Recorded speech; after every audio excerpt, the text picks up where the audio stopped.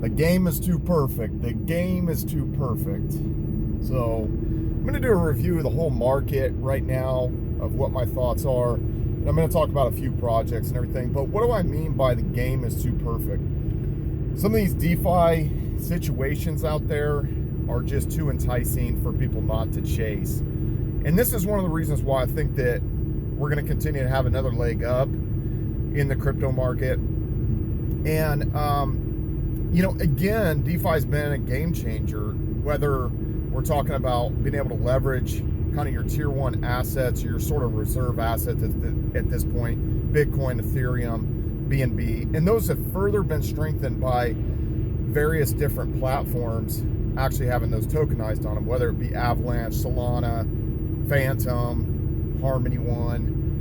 Those are kind of the reserve assets at this point. So they've been further strengthened, by that. So it's almost like they've sunk their roots further into the crypto market. And then, with these money markets, that's the big game changer kind of in the whole market. In DeFi, it's like the premise of not having to sell your Bitcoin, your Ethereum, your BNB is that much more plausible because you can stake it as collateral and then you can just take a loan against it. And let's just pretend you take the loan against it, you pay living expenses, or you buy a Lamborghini, whatever you're doing, and let's just say you over leverage and you kind of mess up and the market turns against you. Well, at the end of the day, if you did get liquidated out there, let's just say you lost it all, well, you'd still have a Lamborghini at that point. So time is on your side with the crypto markets. The longer things play out, the longer that you can hold out. And that's one of the major issues. Obviously, like we have these big boom and bust cycles.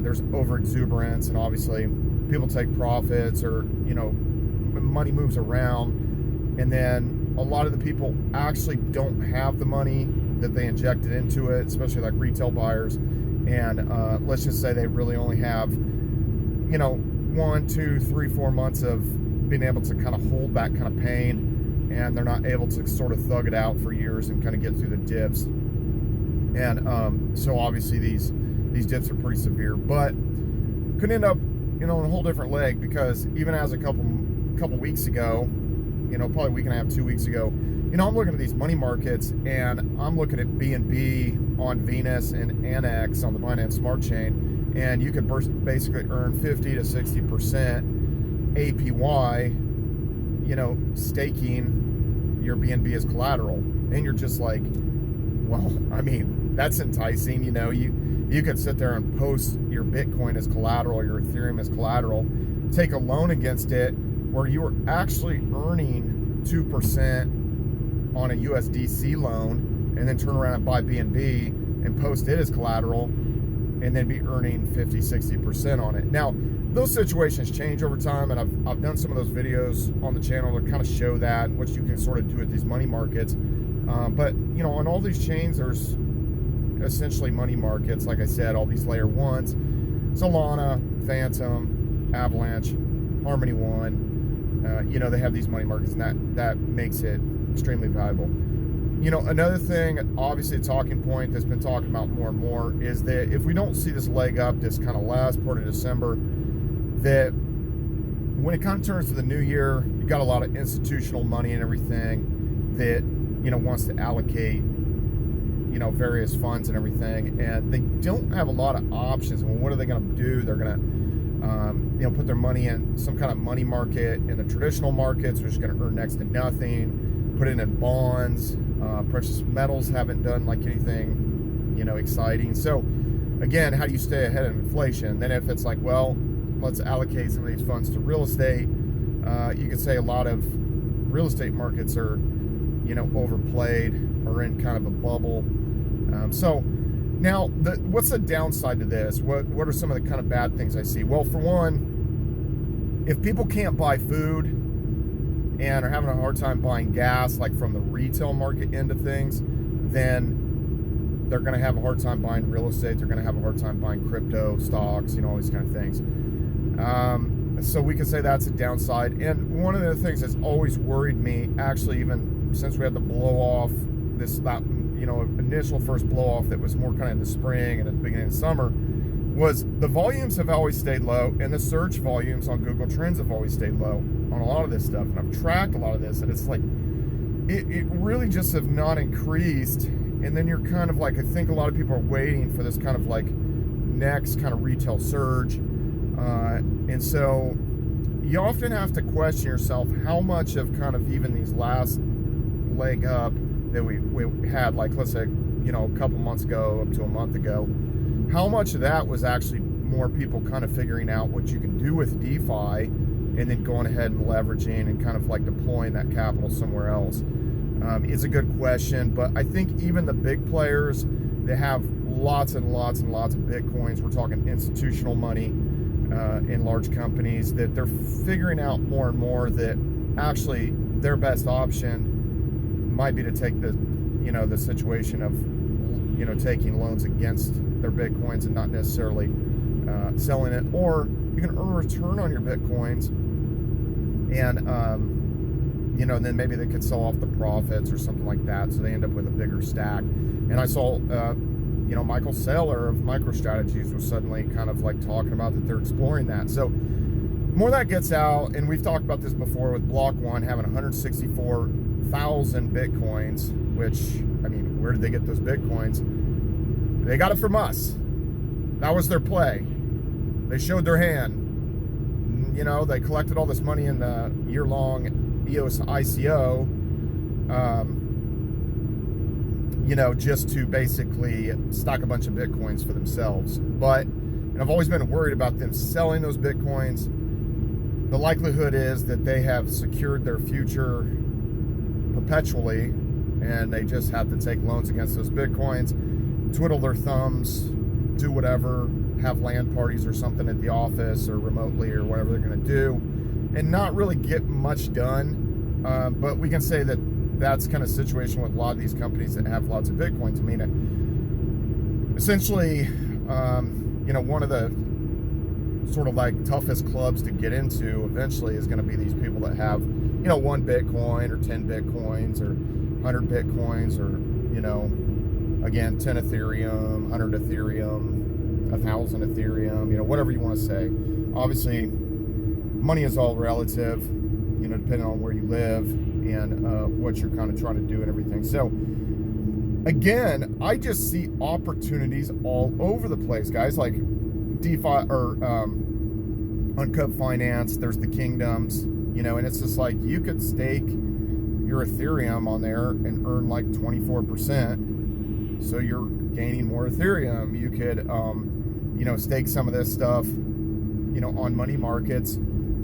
Let's say Polkadot, you could earn maybe like 14% or something right now. Maybe post on Annex or, you know, something like Annex on the Binance Smart Chain. And then you could then take a loan against it and then go somewhere else with that money and invest in something else and kind of lever out. And again, it's all risk mitigation and sort of kind of managing your sort of debt load and kind of what's going on in the market right now.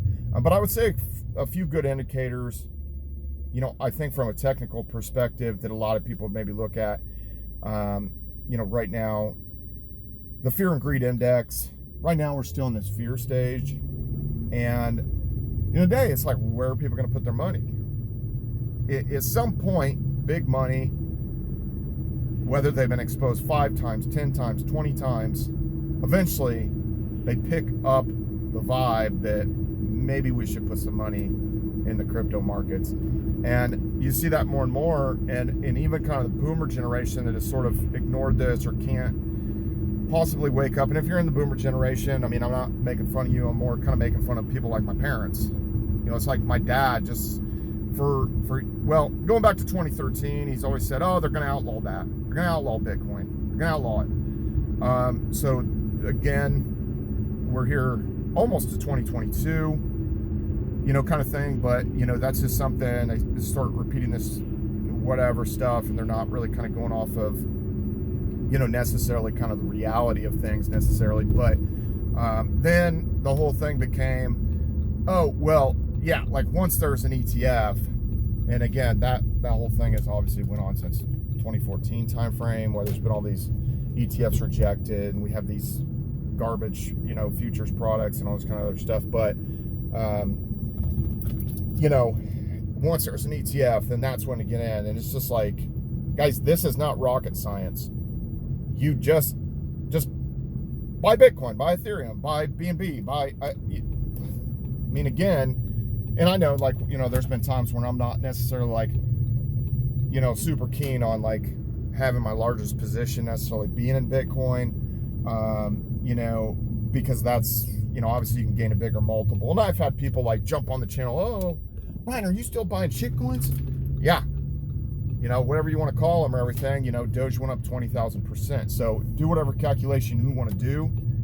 Bitcoin is not going to outrun 20,000%. And you could have whatever, 5 or 10 misses. And if you had a banger like that, then, obviously that becomes a big deal. So, what are different bangers and stuff that, have happened lately? I've showed you guys about BuySwap. And I've been on that, harped on BuySwap since June, July timeframe. And, now we're getting additional movement. There's been a lot of positive things that have happened on that. One of the new things, actually, that's, I'd say very bullish, something to look at, is actually DeFi Kingdoms out on Harmony One.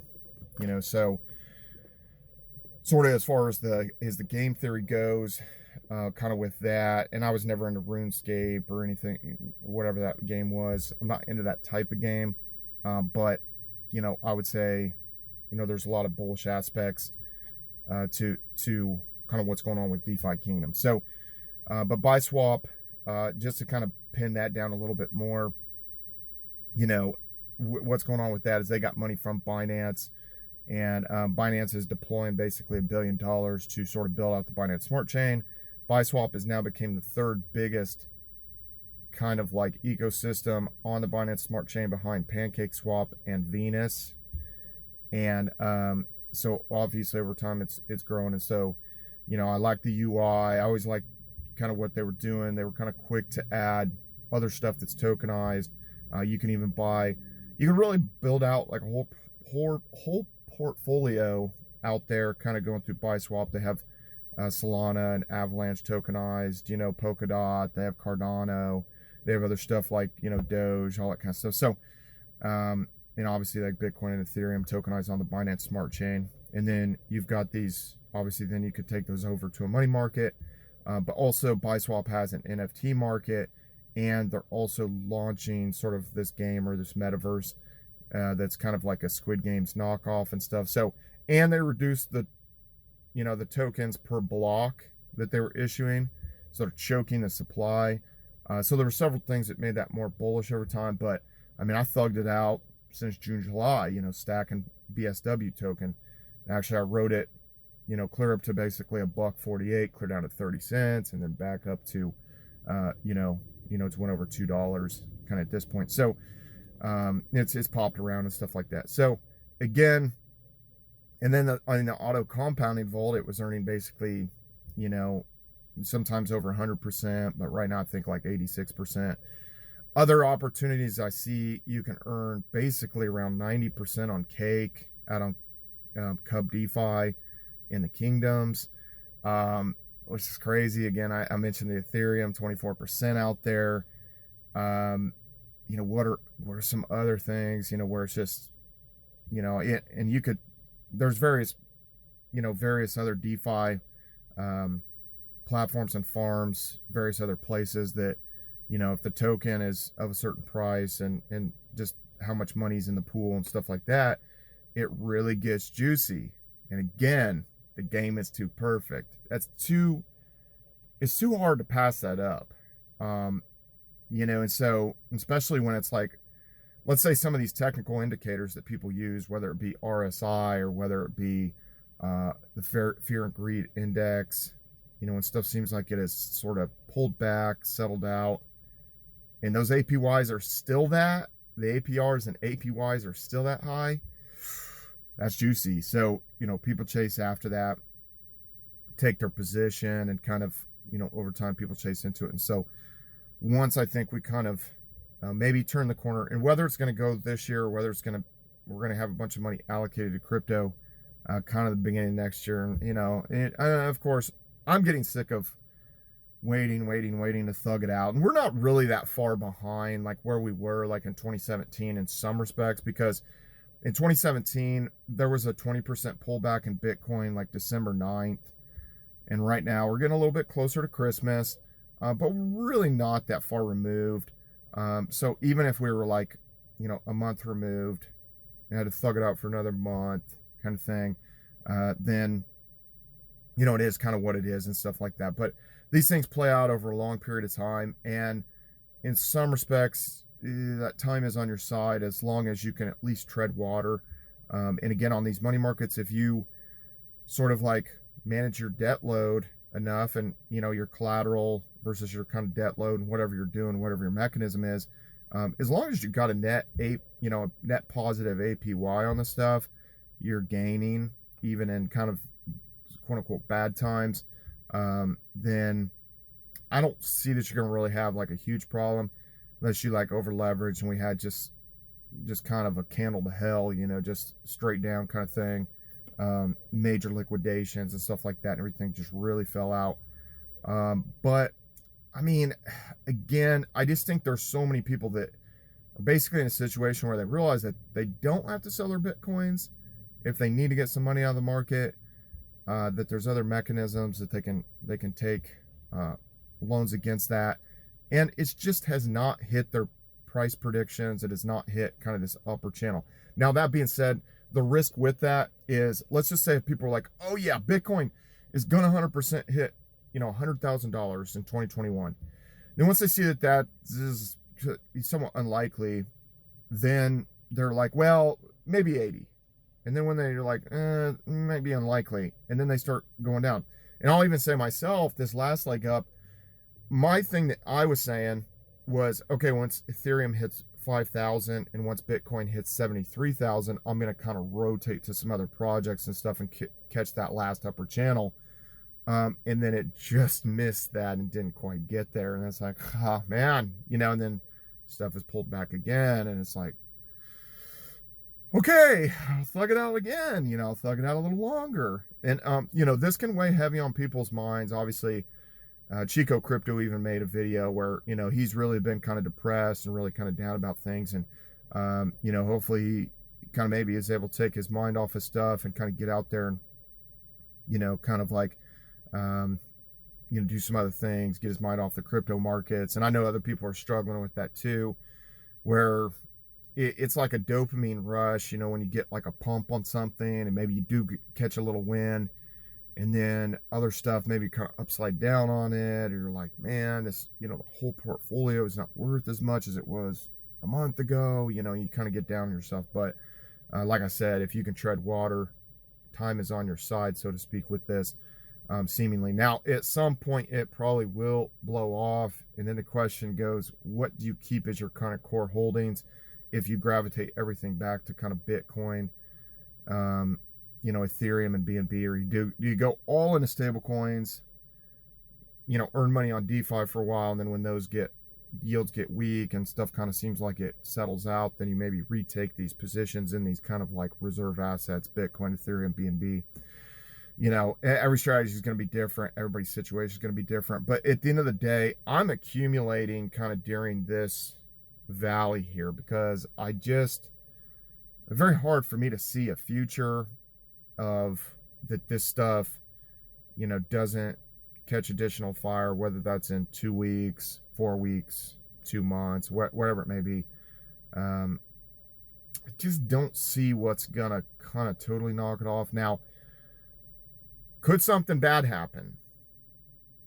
Possibly. I mean, everything's possible. I mean, a Mars-sized asteroid could hit Earth, or, there could be any number of things that could happen, or maybe people just are tapped out. They're not getting the kind of money that they were getting from unemployment, let's say, at the end of 2020 or whatever funds that they had, like, kind of through there, maybe at the beginning of 2021. It takes time if they got crushed, and then some of these projects that kind of maybe have sort of hit these hype cycles, and then enough investors, a high enough percentage of investors end up upside down on it, and then they really can't hold those positions. So, you know, it's really kind of hard to say maybe on that front. But all in all, there's a lot of money still out there that has not been allocated to crypto.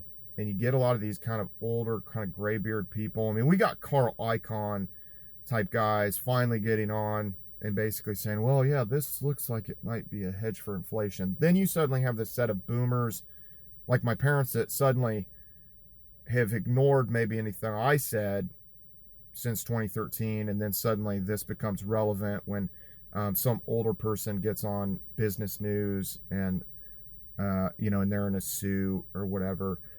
Then suddenly it becomes like kind of quote unquote more real. So anyway, that being said, the game is too perfect. The yields are too juicy.